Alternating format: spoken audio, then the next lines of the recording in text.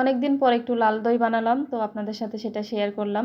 আমি দইটা প্রথমে জাল করে একটু ঘন করে নিয়েছি এবং একটু ক্যারামেল দিয়ে দুধটা লাল করে নিলাম। আর এখানে একটু দই বীজ ছিল, দই বীজ না হলে কিন্তু দই হয় না। তো দুধটা একটু হালকা ঠান্ডা হওয়ার পরে আমি দইটা ফেটিয়ে, দইটা সুন্দরভাবে ফেটিয়ে নিতে হবে যেন দানা দানা না থাকে। তারপর দুধের সাথে মিক্সড করে নিছি। এরপর একটা শুকনা পাত্রে আমি দুধটা ঢেলে দিছি দইটা বসানোর জন্য। পাত্র দিয়ে ঢেকে দিয়ে আমি একটা আটকা জায়গায় ঢেকে রাখছিলাম।